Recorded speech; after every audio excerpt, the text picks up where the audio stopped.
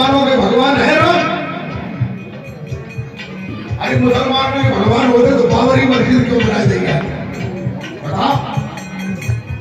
और अब भी मसला चल रहा है। हिंदू कहते हैं कि राम का मंदिर बनाइए, राम की जन्मभूमि है। मुसलमान कहते हैं कि बाबरी मस्जिद यहां बनी थी, बाबर की मस्जिद बन जाए। इन्हीं कहने का मतलब है कि जो राम दशरथ के यहाँ आए थे वो राम सारी दुनिया के राम नहीं है। सारी दुनिया के लोग उन्हें राम वो राम नहीं मानते हैं, उनको राजा राम मानते हैं।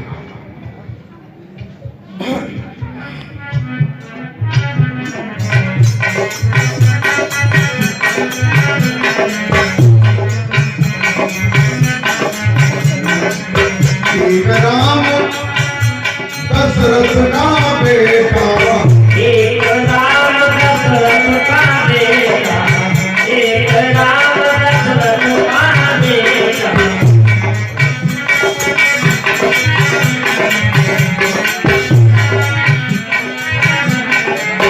एक राम घट घट में लीला, एक राम घट घट में लीला, एक राम घट घट में लीला।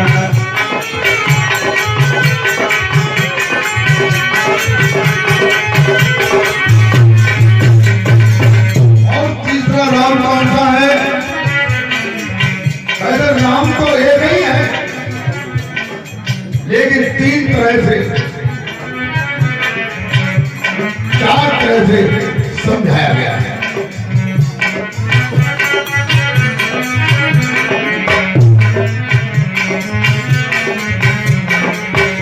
तीसरा राम कौन सा है और चौथा राम कौन सा है? तीसरा राम कहिए, अरे एक राम का सकल पसारा, एक राम का सकल पसारा, एक राम का सकल पसारा।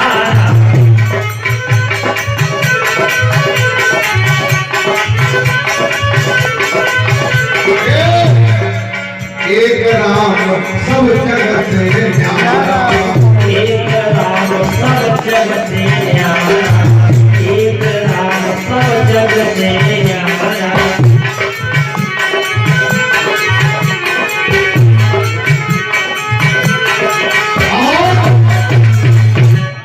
देखिए, एक राम दशरथ का बेटा, एक राम घट घट में लेटा, एक राम का सकल पसारा और एक राम सब जग से न्यारा।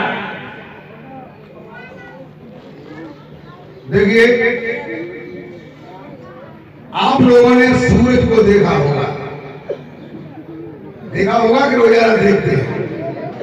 कभी कभी कोहरा ज्यादा पड़ता है तब भले ही दिखाई न देता हो, तो कहते हैं एक राम सब जग से न्यारा। वो ऊपर सूरज है, सारे संसार से ऊपर अलग।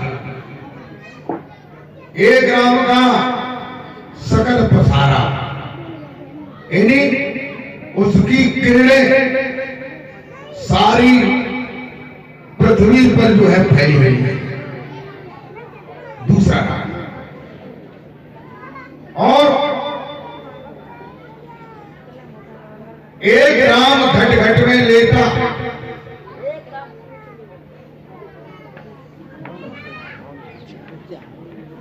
घट घट में लेटा होने का मतलब क्या है? अगर पृथ्वी पर असंख्य घड़े पानी से भर करके रख दिए जाए तो कोई घड़ा अगर सूरज ऊपर होगा तो कोई घड़ा ऐसा बचेगा कि जिसमें सूरज नहीं होगा? बताइए, सब में सूरज होगा। प्रेमी भक्तों, जैसे सूरज और उसकी किरण, उसका प्रकाश, उसकी ज्वलंतता, ताप कहिए या गर्मी कहिए, ये चार चीजें हैं। ऐसे ही वह राम जो है चार तरह से जाना जाता है। जो राम घट घट में निवास करने वाला है, उस राम को दशरथ के पुत्र राम ने भी गुरु वशिष्ठ के द्वारा जाना था। अगर आप इस बात को नहीं मानते हैं तो एक योग वशिष्ठ नाम की किताब आती है जिसे महारामायण कहते हैं।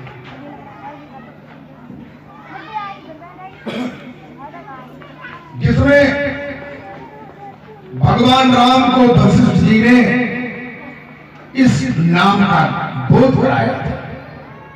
कहते हैं गुरु ग्रह पढ़न गए रघुराई और अल्पकाल सब विद्या पाए। थोड़े ही समय में तो प्रेमी भक्तों, तुलसीदास जी कहते हैं कि जो घटघट वासी राम है, उसके लिए उन्होंने अपनी दोहावली में बताया है कि घट में है सूझे नहीं, अरे लानत ऐसी घट में है सूझे नहीं, लानत ऐसी घट में है सूझे नहीं, लानत ऐसी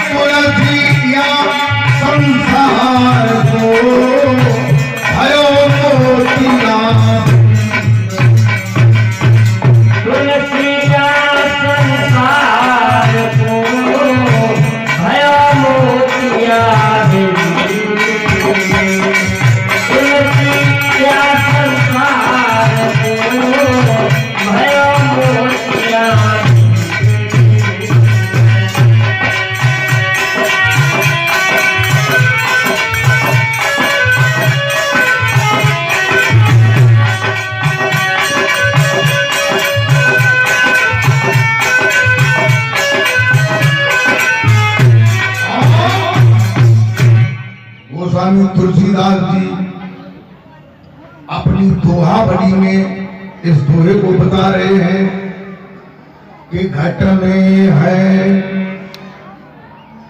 कौन है घट में? वो राम है जिसे भगवान शंकर बता रहे हैं कि घट में है और सूझे नहीं। इन्हीं वो राम जो है तुम्हारे शरीर के अंदर है, और राम का जब राम शरीर के अंदर होगा तो वहां को नाम का घरे धरो है। देखो एक छोटा सा दृष्टांत है। एक दरिया के किनारे कुछ दूरी पर जामुन का एक बाग था। बहुत सारे जामुन के वृक्ष थे और वर्ष में एक बार जामुन आता है। तो जामुन आ गए, पकने लगे, बड़े बड़े बढ़िया जामुन पक गए। तो उस बाग में बंदर ज्यादा रहते थे। तो बंदर जो है जामुन को खाते थे। एक बंदर था, वो अपनी गाड़ी में जामुनों को भर करके ले गया। उसने सोचा कि जामुन का गूदा लीलने में थोड़ा सा फंसा सा लगता है, पानी पी करके तब खाए। बंदर के दोनों साइड में गालियां हुआ करती हैं जिनमें वो सामान रख लेता है। दरिया के किनारे पहुंचा, उसने जामुन निकाल के रख दिए और पानी पीने लगा।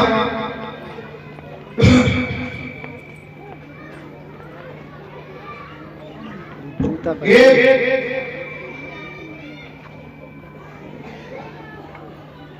मगरमच्छ आया,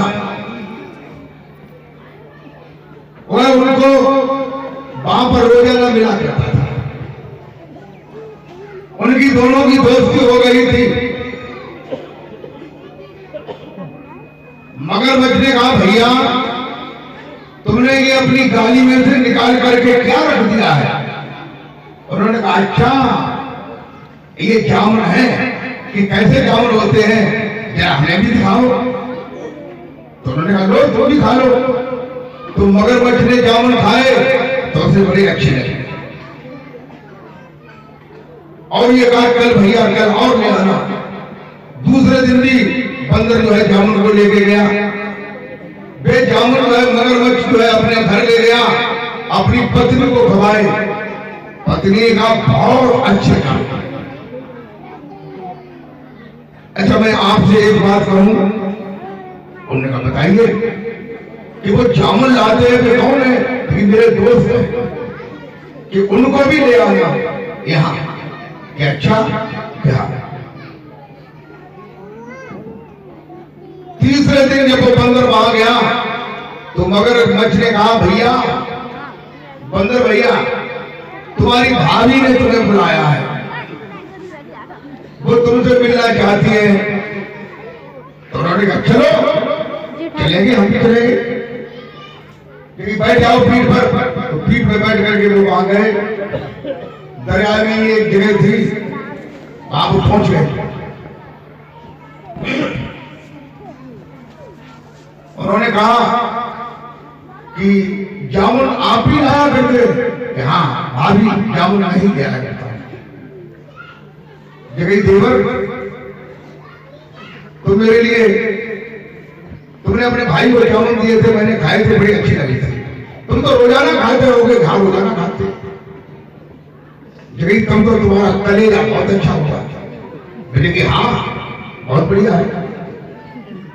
तो उन्होंने कहा, तुम तो हम तो तुम्हारा कलेजा खाएंगे। जामुन खाते खाते तुम्हारा कलेजा जो है जामुन का ही स्वाद बन गया होगा। तो उन्होंने कहा, ठीक है भाभी, तुम अगर भैया से पहले इस बात को कह देती तो हम ये भूल क्यों कराते? कौन सी भूल? कि कलेजा तो जामुन पेट पे इतना छोड़ा है। अब बताओ तो कल कलेजा ले आएंगे। तो प्रेमी भक्तों, बंदर वहां से चला आया। 2-3 दिन का इंतजार देखा, मगरमच्छ में धीरे धीरे चल के बाग में गया और कहा, भैया तुम्हारी भाभी तुम्हारे इंतजार में कई दिनों से है और तुम जो है आई नहीं। उन्होंने कहा, अरे मूर्ख, कलेजा कहीं पेड़ों पे टपक जाता है?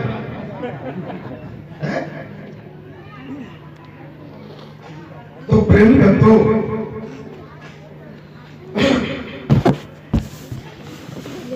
ठीक इसी प्रकार से वह जो नाम है, जब राम मेरे अंदर है तो नाम कहां होगा? पास में होगा, साथ में। घट में है, सूझे नहीं, और वो शरीर के अंदर है, दिखाई नहीं देता है। क्यों नहीं दिखाई देता है? कि इन आंखों से ही हम उस राम को देखना चाहते हैं। और वो राम है दिव्य, अलौकिक। उसका नाम भी हम इस जिम्मेदारी से लेना चाहते हैं, लेकिन वो नाम है दिव्य और अलौकिक, जो स्वतः तुम्हारे अंदर में रमण कर रहा है।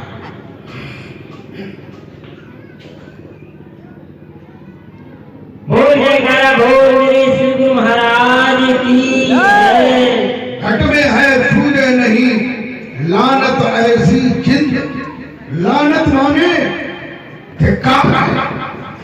जिद माने ऐसी जिंदगी को, कैसी जिंदगी को कि राम तो भीतर बैठो रहो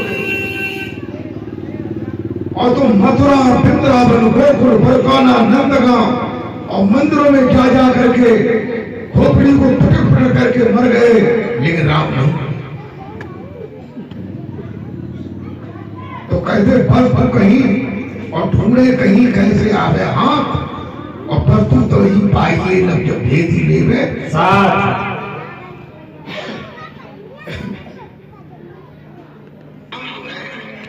तुलसी या संसार को भयो मोतिया। तुलसीदास जी कहते हैं इस संसार को मोतिया बिंद है। संसार को बताए दो समय मोतिया बिंद। क्या अच्छी उन्हें मोतिया बिंद बताओ। और कबीर साहब ने कहा कहते, कबीर साहब क्या कहते हैं, अरे सब करो अंधकार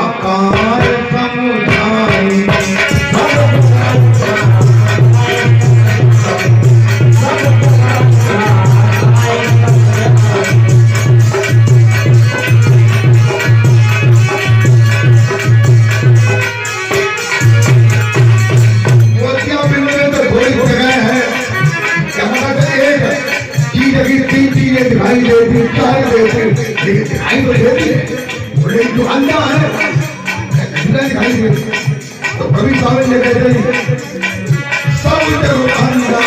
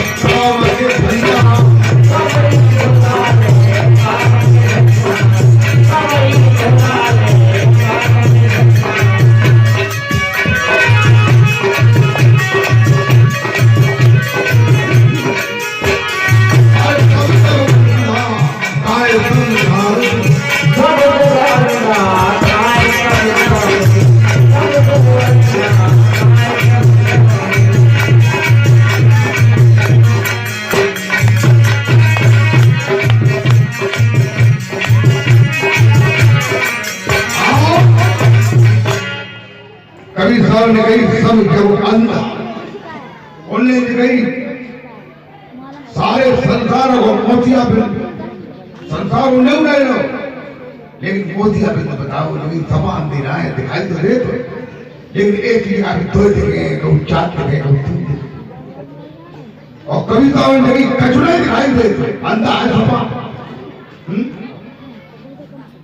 जाको गुरु है आंधरा, कहो कहां ले जाए, और अंधी अंधा ढेलिया, दोनों डूब गया।